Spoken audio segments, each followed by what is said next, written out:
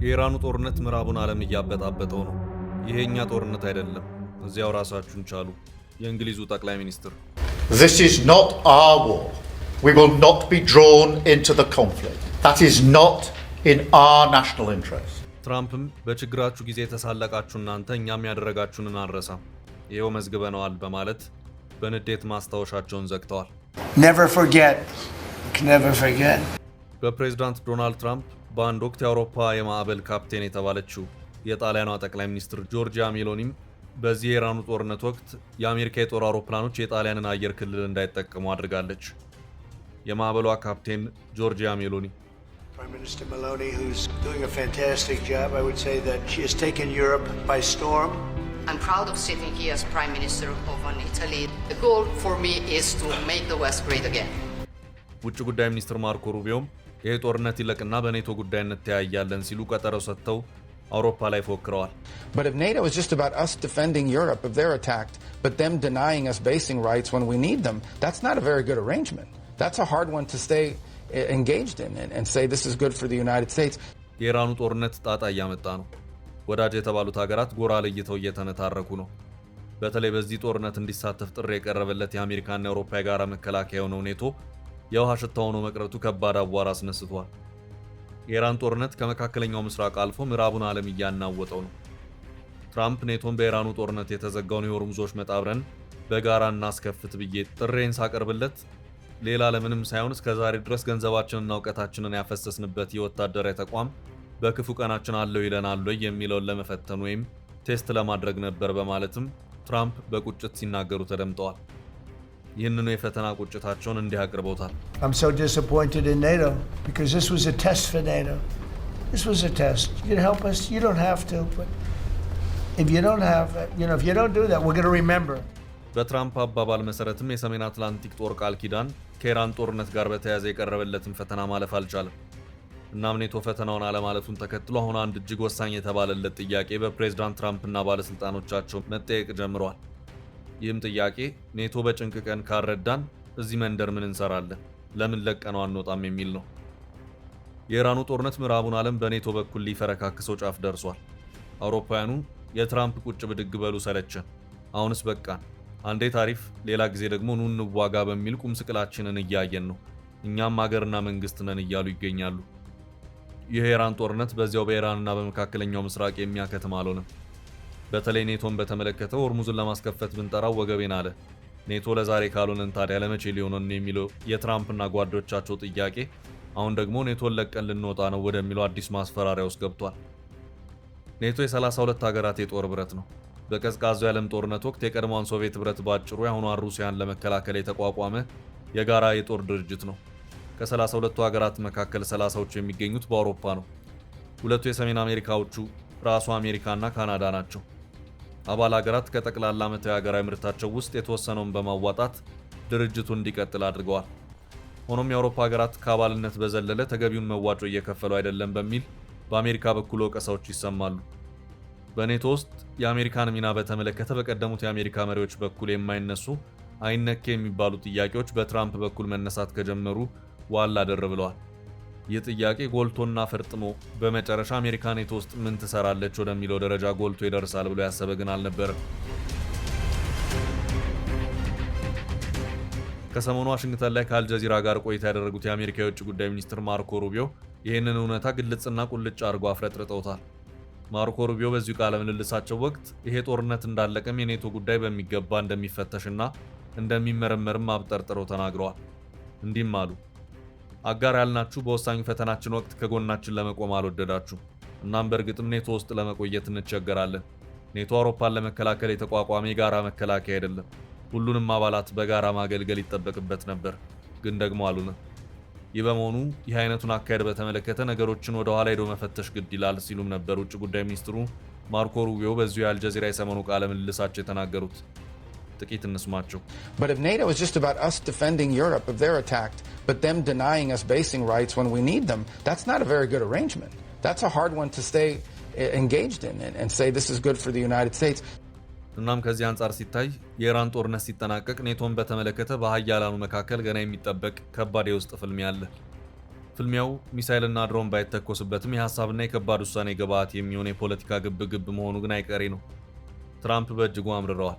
አውሮፓውያኑም ቢሆኑ በትራምፕ የቃላት ውርጅብኝ አናታችንን እየተመታን እስከ መቼ በዚህ መልኩ እንቀጥላለን? የለም ይሄ ጉዳይ አንድ ቦታ በቃ ሊባል ይገባል የሚል አቋም የተያዘ መስሎ እየታየ ነው።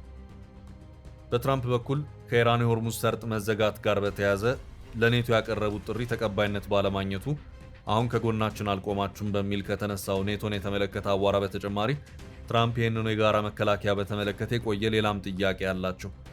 ጥያቄው ብዙዎቹን የአውሮፓ የኔቶ አባል ሀገራትን የሚመለከት ሲሆን በአባልነት ደረጃ ማዋጣት የሚገባችሁን መዋጮ አታዋጡም፣ ሁላችሁም የራሳችሁን ደህንነት ማስጠበቅ የምትፈልጉት በአሜሪካ ትከሻ ነው የሚል ሆኖ ይታያል።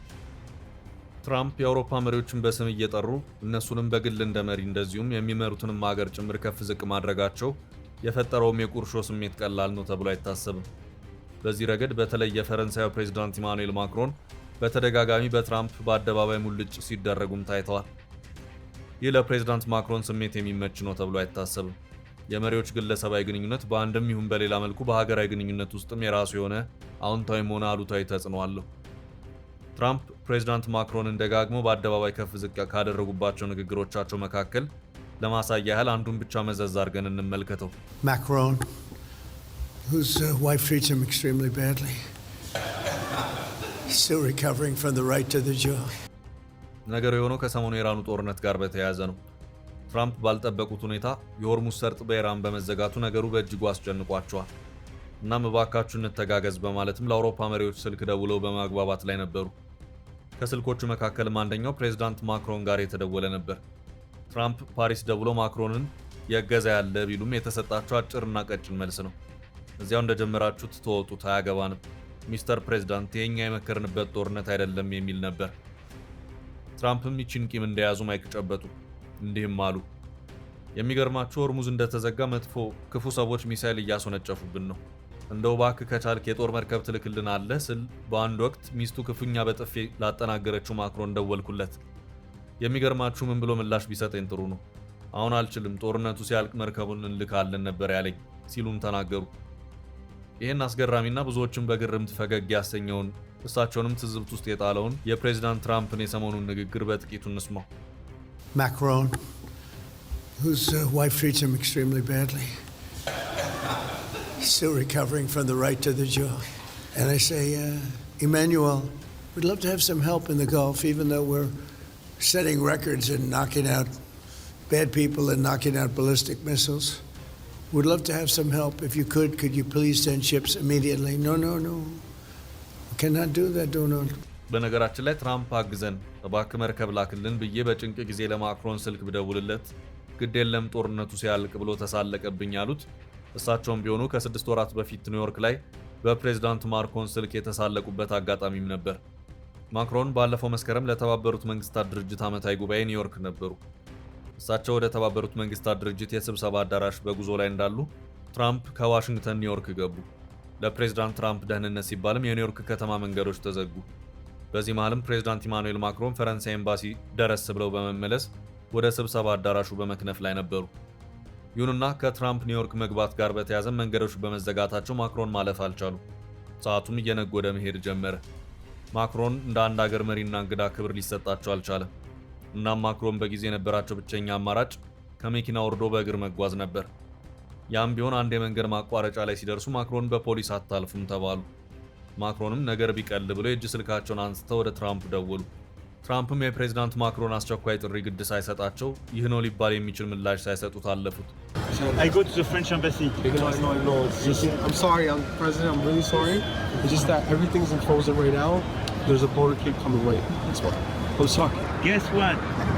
I'm waiting the street because everything is frozen for you. እናም ከ6 ወራት በፊት ኒውዮርክ ከተማ ላይ በገጠማቸው ፈተና ለትራምፕ ስልክ ደውለው የመሪ ክብር ያልተሰጣቸው ፕሬዝዳንት ኢማኑኤል ማክሮን አሁን ደግሞ በሌላ ተራ ትራምፕ ሆርሙዝ ተዘጋ አብረን በጋራ እናስከፍተው እባክህ የጦር መርከብ ላክ ቢሏቸው እሳቸውም ችግር የለም ጦርነቱ ሲያልቅ ልካለው ሲሉ የማብሸቂያ መልስን ሰጧቸው። You please send ships immediately. No. We cannot do that, Donald.